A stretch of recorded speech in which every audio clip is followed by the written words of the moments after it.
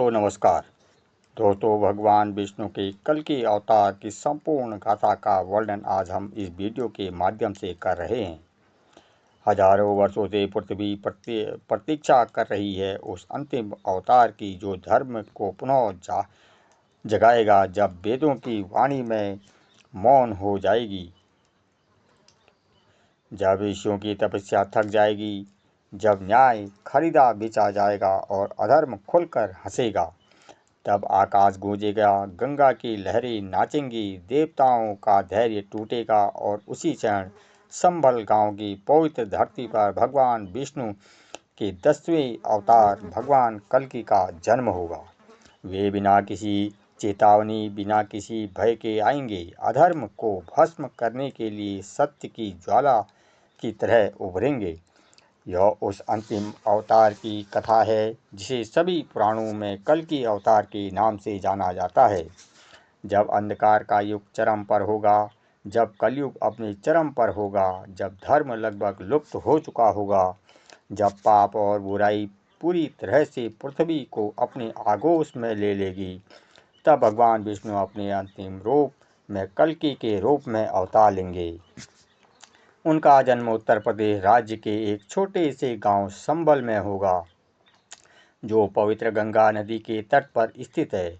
उनका जन्म एक ब्राह्मण परिवार में होगा, जिनके पिता का नाम विष्णु यशा और माता का नाम सुमति होगा। उनके जन्म के समय एक दिव्य आवाज़ घोषणा करेगी, यह बच्चा वह है जो धर्म को फिर से स्थापित करेगा।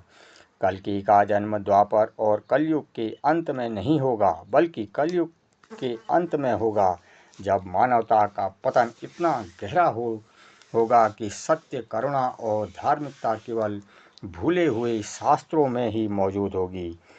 राजा अन्यायी होंगे, पुजारी लालची होंगे, न्याय केवल अमीरों के लिए होगा और महिलाओं का खुलेआम शोषण किया जाएगा। ऐसे अंधकारमय समय में भगवान कल्कि धर्म की पुनर्स्थापना और बुराई को नष्ट करने के लिए अवतार लेंगे। उनके पास एक चमकदार दिव्य शरीर होगा, उनकी आंखें बिजली की तरह चमकेंगी और देवदत्त नामक एक दिव्य घोड़े पर सवार होकर वे हवा से ही तेज हैं। वह दुष्टतम को खत्म करने के लिए पृथ्वी पर यात्रा करेंगे। वह एक धधकती तलवार लेकर चलेंगे, जो फिर किसी और ने नहीं बल्कि स्वयं भगवान शिव ने उपहार में दी है। कल्कि को अमर ऋषि और विष्णु के छठे अवतार परशुराम द्वारा प्रशिक्षित किया जाएगा, जो उन्हें दिव्य हथियारों से आशीर्वाद देंगे और उन्हें युद्ध, धर्म और ब्रह्म ज्ञान की पवित्र कलाएं सिखाएंगे। कल्कि पद्मावती नामक एक राजकुमारी से विवाह करेंगे, जो देवी लक्ष्मी का सांसारिक अवतार होगी। उनका विवाह ब्रह्मा, विष्णु और महेश के तत्वावधान में होगा। कुछ शास्त्रों में एक और विवाह का भी उल्लेख है, राम से, जिन्हें देवी का दूसरा रूप माना जाता है। यह कहानी जब वैष्णो देवी की ओर मुड़ती है तो लक्ष्मी, सरस्वती और काली का संयुक्त दिव्य रूप है। रत्नावती नामक एक महिला से जन्मी उन्हें वैष्णवी कहा जाता था। छोटी उम्र में उन्होंने तपस्या का मार्ग चुना और समुद्र तट पर ध्यान करना शुरू कर दिया। अपने गहन ध्यान के दौरान उन्हें एक दिव्य अंतर्दृष्टि प्राप्त हुई। तो कलयुग में एक समय आएगा जब उन्हें भगवान कल्कि विष्णु के अंतिम अवतार के साथ फिर से मिलने वाले हैं। फिर वह त्रिकुट पर्वत पर गई, जहां उन्होंने शाश्वत ध्यान किया। एक गुफा में प्रवेश किया, जिसे आज वैष्णो देवी की गुफा के रूप में जाना जाता है। उन्होंने प्रतिज्ञा की, जब तक कल्कि पृथ्वी पर नहीं आते मैं इस भौतिक रूप में रहूंगी, भक्तों को दर्शन दूंगी, लेकिन मैं खुद को पूरी तरह से केवल कल्कि के सामने ही प्रकट करूंगी।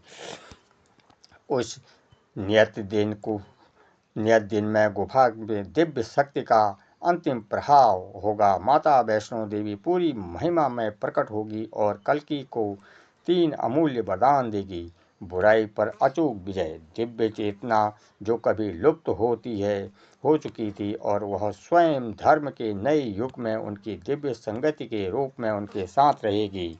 जब कल्कि धर्म की यात्रा पर त्रिकुट गुफा में पहुँचेंगे तो उन्हें ध्यानमग्न वैष्णो देवी मिलेगी। जैसे ही वह निकट पहुँचेंगे वह अपने तेजस्वी रूप में प्रकट होगी।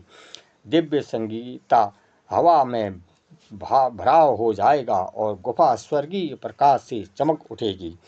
वह उन्हें आशीर्वाद देगी और कहेगी, मेरे बेटे, तुम्हारा समय आ गया है, अब जाओ और धर्म की स्थापना करो। उसी क्षण भगवान शिव की तलवार कल्कि के हाथ में दिखाई देगी और देवताओं द्वारा तैयार किया गया उनका घोड़ा देवदत्त वहां पहुंचेगा।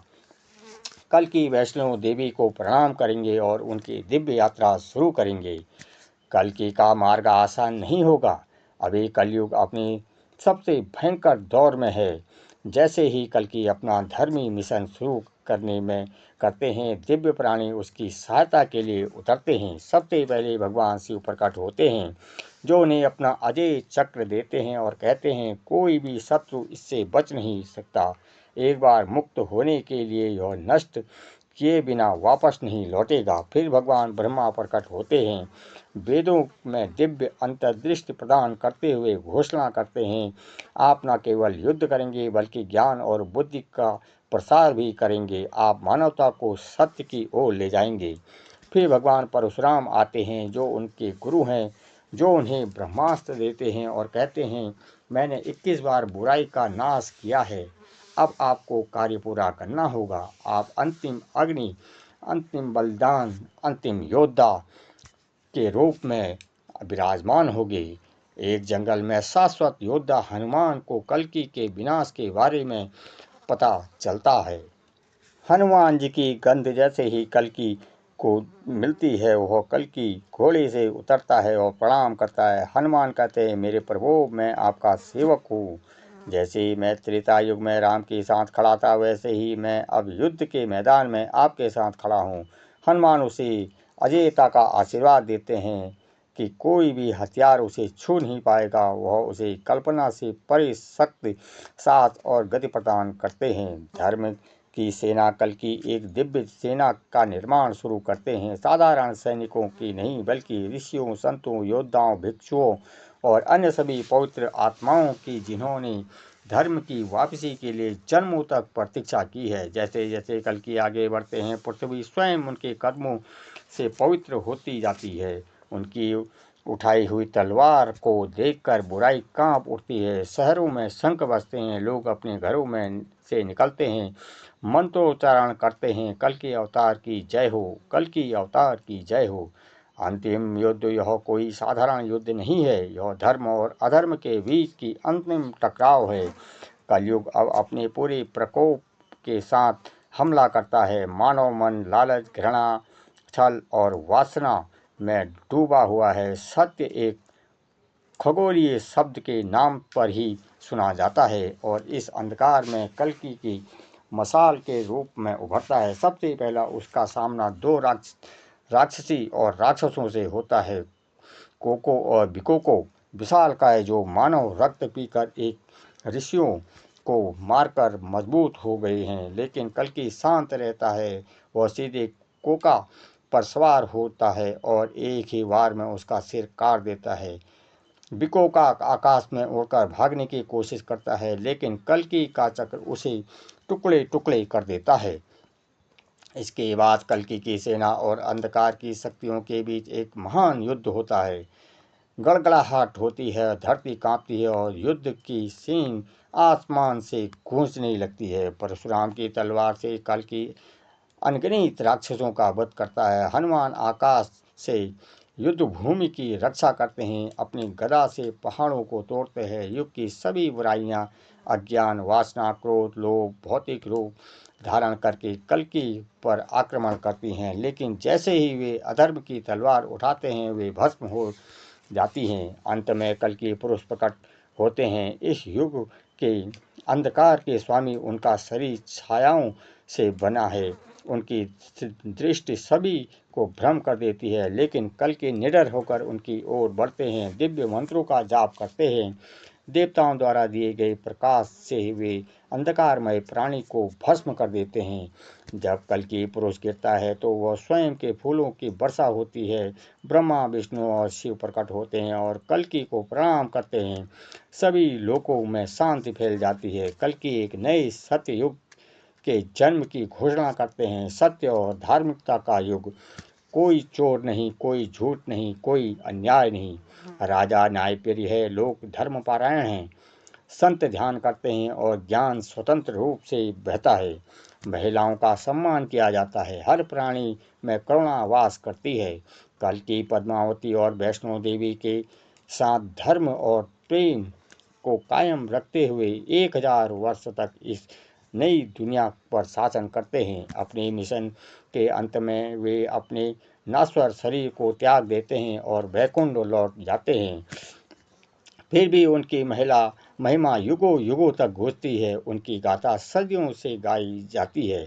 इस प्रकार कलयुग समाप्त होता है और ये इस प्रकार नई सतयुग शुरू होता है। भगवान विष्णु एक बार फिर अपना शाश्वत वचन पूरा करते हैं। जब जब धर्म का पतन होता है मैं अवतार लेता हूँ। अगर भगवान कल्कि की यह पवित्र कथा आपके दिल को छू गई है तो इसे अपने परिजनों के साथ साझा करें, क्योंकि धर्म की लौ जितनी दूर तक फैलती है उतनी ही जल्दी अंधकार दूर होता है। वीडियो को लाइक करें, चैनल को सब्सक्राइब करें और कमेंट करना ना भूलें। भगवान कल्कि की जय हो। हम फिर मिलेंगे एक और दिव्य कथा के साथ। तब तक जय श्री हरि विष्णु, जय भोलेनाथ।